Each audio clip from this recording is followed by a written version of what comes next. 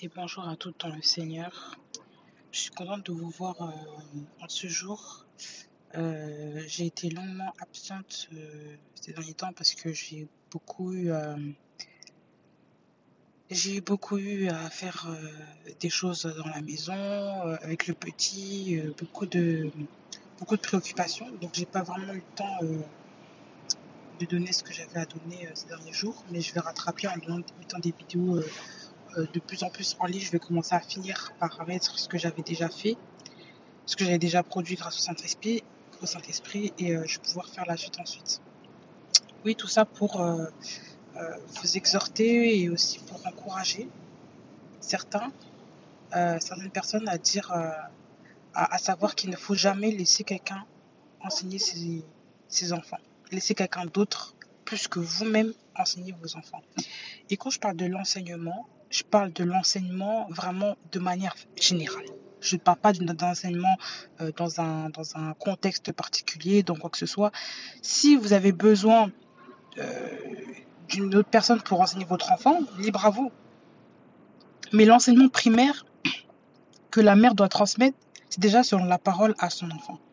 Et bien sûr, vous allez me dire, oui, mais l'école, on fait comment, etc. Mais même dans l'école, il y a certaines personnes qui enseignent de manière trop, de manière dépravée les enfants, au point que les enfants commencent maintenant à se fier à la philosophie, commencent à se fier à tout ce qui est aux penseurs, etc., tout ce qui est lumière. Vous savez, les mouvements, les gens qui pensent beaucoup, surtout dans les mouvements européens, dans les trucs grecs, souvent il y a beaucoup dans les enseignements, il y a beaucoup de gens qui mélangent toutes les sauces là, qui mélangent beaucoup de choses et qui, si vous ne faites pas attention, ce sont ces gens-là qui vont prendre l'ascendant sur vos enfants et qui vont finir par les enseigner de manière concrète. Ça veut dire que vous n'aurez plus d'accroche sur vos enfants, vous n'aurez plus de surveillance sur vos enfants, parce que d'autres ont remplacé le socle, la base qui est Jésus-Christ. Ils ont remplacé ça par leurs enseignements qui sont complètement charnels, qui sont complètement païens, même pas charnel, hein, mais carrément païen, et qui n'a rien à voir avec la doctrine biblique. Et ça, il faut faire très très attention. Je m'appuyais plus sur la connaissance ou plus pour tout ce qui est aide de l'enfance, etc.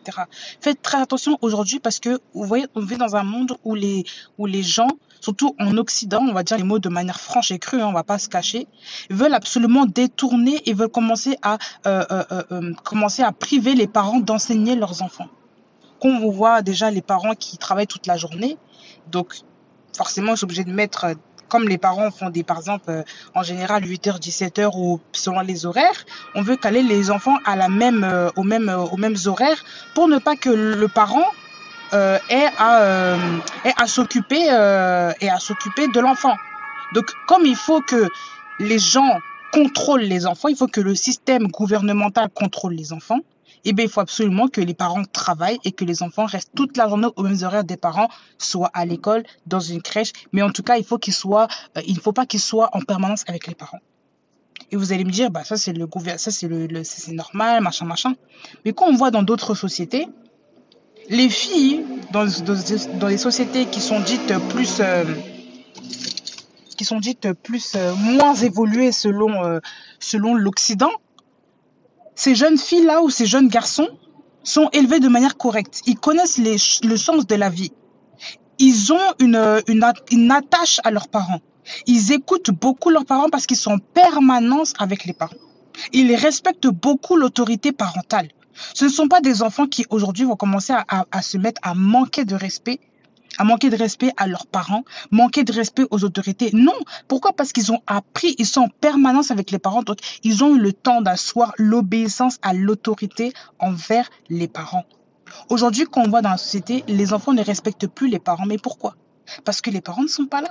Parce que les parents ne sont pas présents avec leurs enfants. Et quand je dis présent, c'est vraiment d'une manière où on est là, on est avec eux, on passe du temps avec eux, on inculque des valeurs, on prend le temps de discuter avec eux, on leur donne des limites, etc. Beaucoup d'enfants n'ont plus ce système-là. Beaucoup d'enfants, aujourd'hui, sont jetés dans les crèches. Beaucoup d'enfants sont jetés dans les écoles. Beaucoup d'enfants sont jetés dans les garderies, dans les puéricultures de je ne sais quoi. Et beaucoup de parents abandonnent, ils démissionnent, que ce soit par eux ou par quelque chose d'autre. Ils démissionnent volontairement ou involontairement de de leur rôle de parents. Pas de leur métier de parents, mais de leur rôle de parents. Ils ne restent plus à écouter les choses pour enseigner leurs enfants. Ils veulent absolument courir à travailler dans le monde.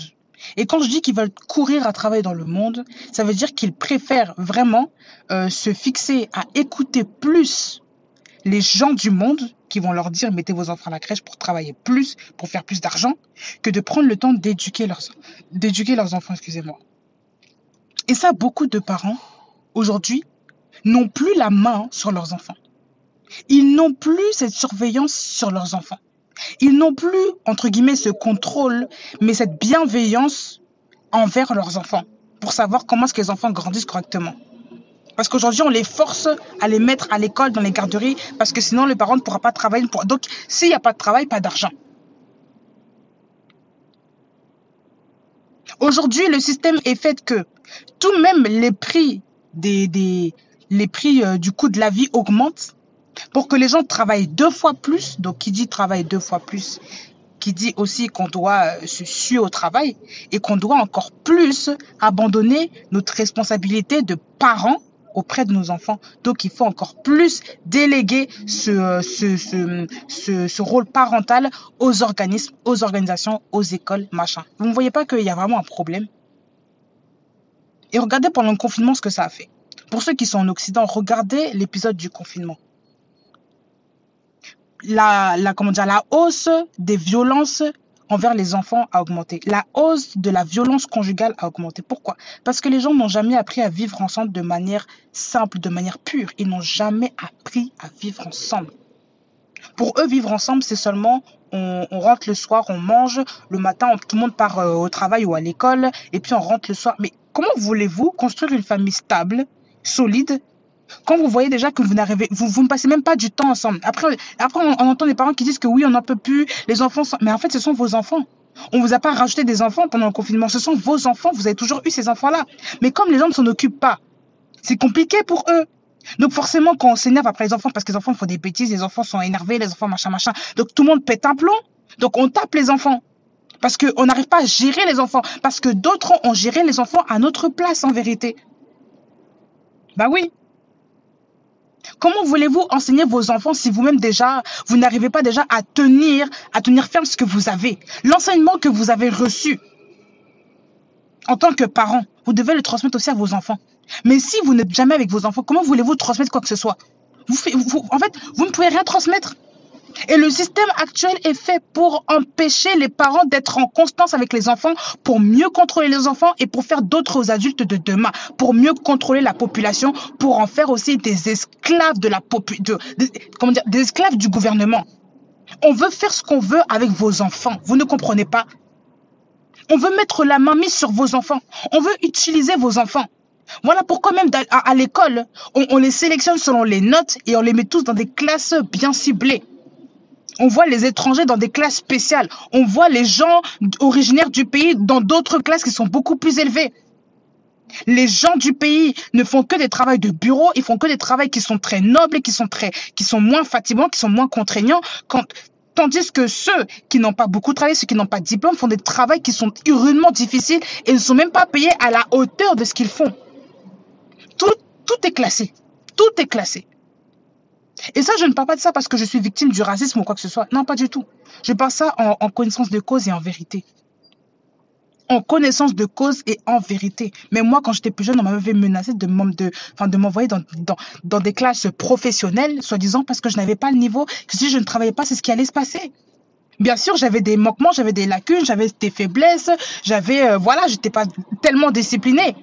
Mais la manière dont on m'a secoué, c'est pour faire comprendre que tous les gens de ta couleur qui sont comme toi vont tous dans ces choses-là.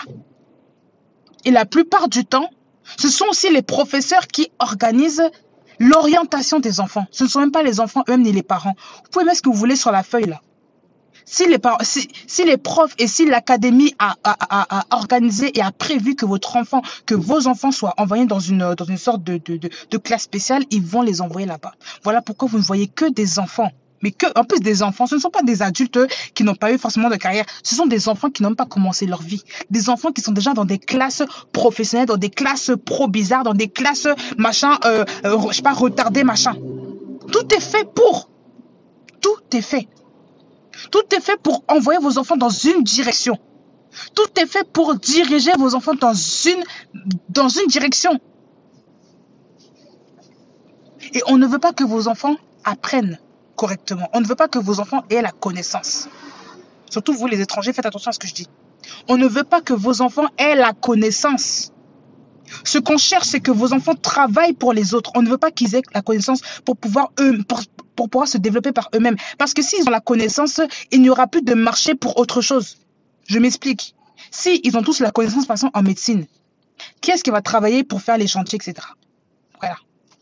Donc, tout est fait pour classifier, pour classer vos enfants, pour les mettre dans un ordre particulier. Vous allez me dire, moi non, aujourd'hui, moi je suis pas dans ce problème-là, moi j'ai un bon travail, mais gloire à Dieu, ça ce n'est que la grâce de Dieu. Mais dans la plupart des cas, quand vous voyez certaines familles d'immigrés, voilà, certaines familles d'enfants immigrés, enfin d'immigrés, où les parents ont été migrés, la plupart des enfants sont toujours classés dans des trucs bien spécifiques. Parce qu'on estime qu'ils n'ont pas assez de niveau. Ça passe par les notations. Oui. Je vous le dis. Ne laissez jamais quelqu'un manipuler votre enfant. Ne laissez jamais quelqu'un vouloir faire de votre enfant ce qu'il veut. Aujourd'hui, c'est ce que la population cherche. Je vous le dis. Beaucoup d'enfants sont classés dans des classes préparatoires bien spécifiques. On ne les a pas mis n'importe où. Sinon, vous verrez tous les corps de métier, vous verrez toutes les origines partout. Et pourquoi est-ce que le monde est fait en sorte que certains étudient et d'autres non? Ce n'est pas normal. Pourtant, ils ont tous la même intelligence. Beaucoup d'enfants d'étrangers veulent partir loin dans leurs études. Mais qu'est-ce qui empêche aujourd'hui?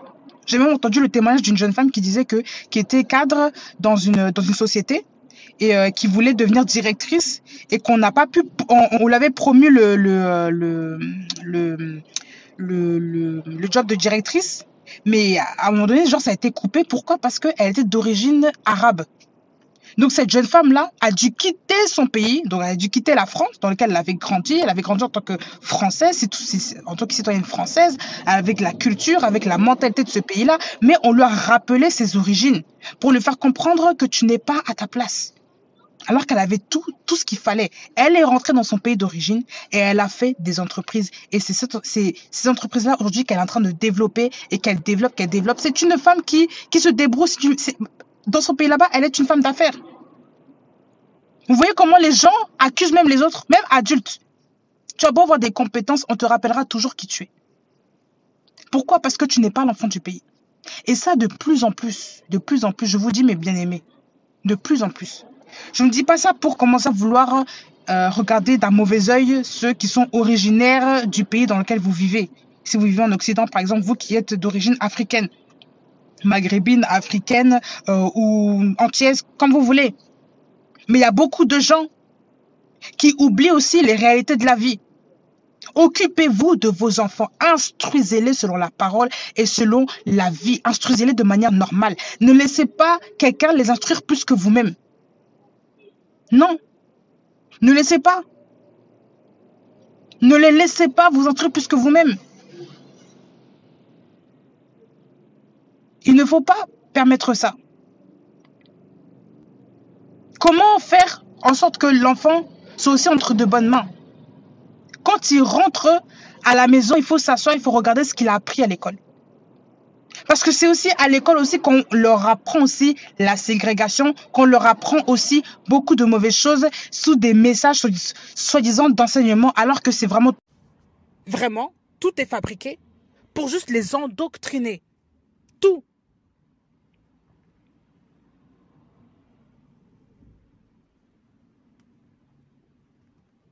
Voilà pourquoi il faut faire très très attention à ce que vous entendez, à ce que vous laissez vos enfants avoir. C'est très important. C'est très très important. La femme est une enseignante pour son enfant. Le père est un instructeur pour son enfant. C'est ce que la Bible dit dans les Proverbes. Allez voir, allez regarder, allez lire. Il est très important que les parents fassent ce premier rôle-là d'enseignant auprès de leurs enfants. Ne démissionnez pas, en disant parce que vous devez aller travailler, vous laissez vos enfants, voilà. Non. Passez du temps. Pendant vos congés, là, pendant que les enfants sont à la maison, apprenez-leur les choses de la vie, enseignez-leur, révélez-leur des choses pour que demain, ils ne se fassent pas autant manipuler. Vous savez très bien aujourd'hui que même que l'académie, que l'éducation nationale change et transforme les messages, change l'histoire pour vraiment pouvoir abrutir les enfants. On leur dit n'importe quoi.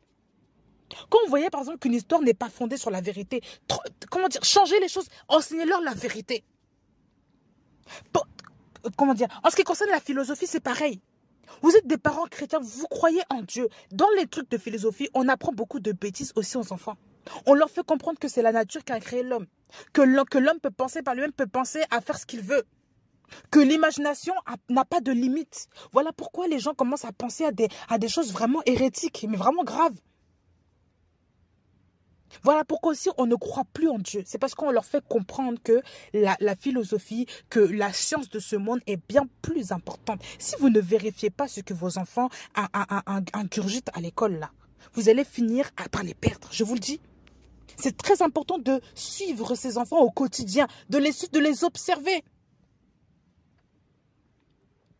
De les rendre aussi autonomes dans la parole. Il ne faut pas non plus qu'ils dépendent que de vous. Quand ils vont grandir, sinon ils vont perdre les pédales. Quand ils vont rentrer dans une famille, quand il n'y a plus papa, il n'y a plus maman, ça va être compliqué. Il faut aussi leur apprendre à lire la parole. Il faut leur apprendre à regarder les versets qui concernent leur foi, qui concernent l'éducation, etc., etc. Il faut les rendre autonomes depuis le plus jeune âge. Comme ça, quand ils grandissent, ils savent sur qui s'appuyer d'abord, qui est Jésus-Christ. On s'appuie sur Jésus-Christ, on ne s'appuie pas d'abord sur les parents. Parce que si vous mourrez, ça s'appuie sur qui? Voilà. Donc, il faut prévoir tout ça. Prévoyez l'enseignement général pour vos enfants. Prévoyez les enseignements spécifiques pour vos enfants. Ne laissez pas les instituteurs du monde public enseigner vos enfants plus que vous-même. Ne le faites pas parce que beaucoup sont des charlatans, beaucoup sont des menteurs, beaucoup sont des sorciers, beaucoup disent du n'importe quoi à vos enfants, beaucoup déclarent des mauvaises paroles sur vos enfants, vous ne savez pas. C'est comme ça qu'on apprend demain qu'un enfant est en train de déprimer parce qu'un professeur lui a dit qu'il n'était bon à rien. Vous vous rendez compte là? Vous avez le devoir d'enseigner vos enfants. Dieu n'a jamais dit laissez les instructeurs enseigner vos enfants. Dieu n'a jamais dit qu'une école devait enseigner vos enfants. C'est les hommes qui ont imposé cela. L'éducation nationale n'est pas obligatoire aux yeux de Dieu. Ce sont le système du monde qui a fait que c'est obligatoire dans la plupart des pays du monde entier. Donc, par rapport à nous, c'est une obligation aussi. Mais à l'origine, est-ce que Dieu a dit que les instructeurs étaient obligés d'enseigner vos enfants? C'était marqué dans quelle Bible? Regardez bien. L'enfant est près de sa mère jusqu'à, voilà. Même depuis Adam et Ève. L'homme quittera son père et sa mère s'attachera à sa femme. Ça veut dire que le garçon est toujours attaché à son père et à sa mère. Et quand il quitte son père et sa mère, c'est pour s'attacher à sa femme. Mais c'est parce qu'il a suffisamment de connaissances qu'il va s'attacher à une autre personne. Il a suffisamment de tremplin, il est suffisamment imbibé de connaissances de lui, connaissances de la vie pour pouvoir s'attacher à quelqu'un d'autre, pour pouvoir faire autre chose. Regardez bien la vie des jeunes enfants avant dans l'ancienne alliance. Les enfants n'allaient pas à l'école. Il n'y avait pas une histoire d'institution là. Institution où tout le monde rentrait dedans, tous les enfants étaient là-bas et les femmes laissaient les enfants là-bas. Les femmes allaient faire autre chose, le papa. Non, non, non, c'était marqué où? Les enfants restaient avec les parents. Les enfants restaient avec les parents. Et c'est comme ça qu'ils ont grandi. Et comme ils vivent chaque jour, chaque seconde avec les parents, ben ils regardent le parent.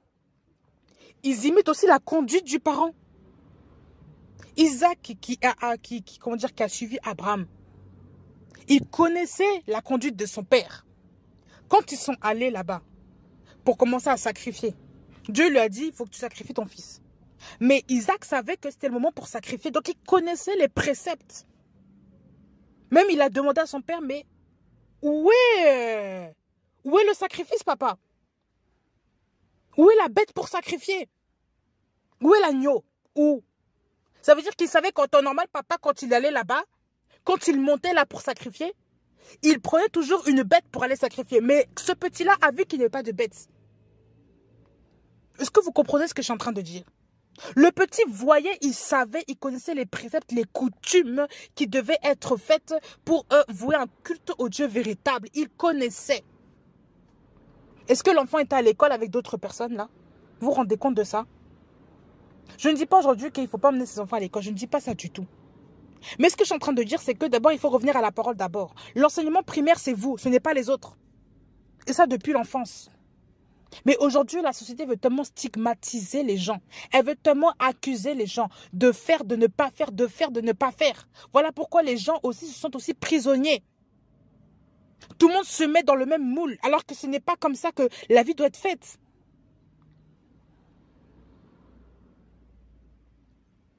Aujourd'hui, les sociétés veulent tous nous enfermer dans un même mode de vie pour pouvoir mieux aussi nous contrôler.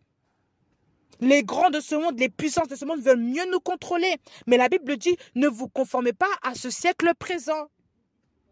Donc Dieu est contre aussi ce système-là, ce système-là de clones partout. Dieu est contre ça.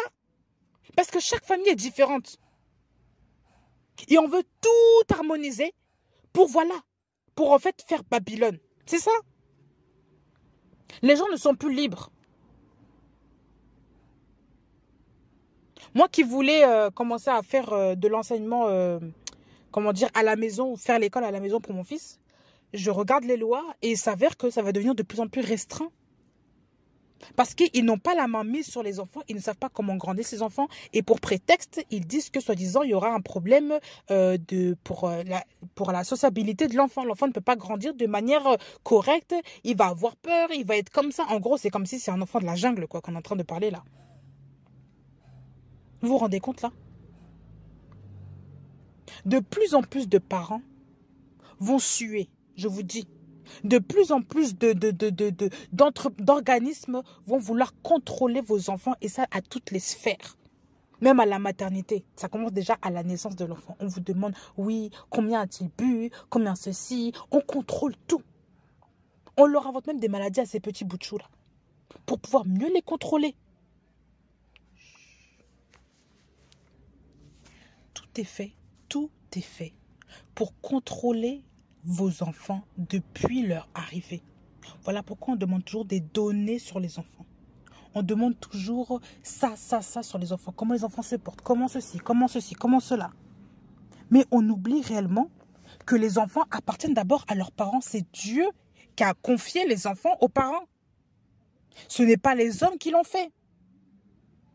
Je ne dis pas qu'il faut s'opposer aux organismes qui surveillent vos enfants, mais il faut faire attention à l'enseignement que vous devez transmettre à vos enfants. Vous êtes la première source d'attachement de vos enfants. La première personne à qui ils s'attachent, c'est vous. Ce n'est pas les autres. Donc vous ne devez pas faire en sorte que l'enseignement général remplace votre enseignement. Vous ne devez même pas faire en sorte que quelqu'un d'autre remplace votre rôle auprès des enfants. Les enfants n'ont pas à connaître une autre personne plus que vous-même. Donc je déplore aussi ces familles-là africaines qui envoient leurs enfants là en Occident sous prétexte qu'ils vont être mieux éduqués, qui envoient chez les tantes et on apprend souvent des drames comme quoi les familles là-bas maltraitent l'enfant, qu'il se passe des choses horribles. Évitez de faire ça. Gardez vos enfants avec vous. Si l'enfant est né en Afrique, Dieu vous a donné cet enfant-là en Afrique, même dans la pauvreté, Dieu sait pourquoi. Donc arrêtez de toujours vouloir envoyer les enfants n'importe où, sans même aval du Seigneur là. Il faut arrêter ça.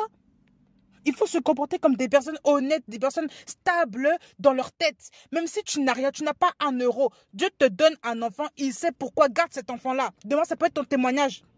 Au lieu de vouloir vendre l'enfant à, je ne sais qui là. Ce n'est pas bon. Ce n'est pas de Dieu, ça. Donc, s'il vous plaît, bien-aimés, apprenez à vous faire confiance, mais apprenez aussi à faire confiance au Seigneur. Le Seigneur vous donne des enfants, c'est pour que vous vous occupez d'abord vous, et non pas que les autres mettent leurs pierres à chaque fois dans la tête de vos enfants, et après vos enfants deviennent des je ne sais quoi. Ils abandonnent même la foi à cause de ce qu'ils apprennent. Ils apprennent même la sorcellerie même à l'école. Il y a beaucoup d'écoles qui enseignent des choses sorcelleriques, dans la famille, et on ne sait pas. Parce que vous ne regardez pas, vous ne contrôlez pas, comment dire, vous ne surveillez pas vos enfants. Ce n'est pas le contrôle, mais vous ne surveillez pas vos enfants. Mais les enfants doivent être enseignés selon la parole, selon la morale, selon la bonne morale de la parole. Il est très important d'enseigner les enfants selon la parole. Très important. On n'enseigne pas les enfants selon juste une attitude, selon une manière de je ne sais quoi, de se comporter et machin. Non, non, non. On enseigne les enfants selon la parole. La parole est la base de l'enfant. Quand il grandira, il ne s'en détournera pas. Donc, enseignez vos enfants selon ces principes-là. Et ne laissez pas le gouvernement mondain surveiller vos enfants plus que vous-même. Même sur les réseaux sociaux, attention. Je vais parler dans une autre vidéo de ça, par rapport à l'influence des réseaux sociaux sur les jeunes aujourd'hui. Mais il faut vraiment que vous fassiez attention aussi à cet essor-là de réseaux sociaux sur les enfants. Parce qu'il y a beaucoup de choses qui se passent. Il y a je sais pas, il y a vraiment un manque de contrôle, manque de maîtrise terrible. Et les gens ne peuvent plus avoir la main dessus. C'est très compliqué de reprendre un enfant, de reprendre l'éducation d'un enfant qui est constamment sur les réseaux sociaux. C'est très difficile. Donc vraiment, faites attention et soyez vigilants, s'il vous plaît, bien-aimés. Soyez vigilants, que le Seigneur vous accompagne dans l'éducation de vos enfants et qu'il vous bénisse. Soyez bénis au nom de Jésus.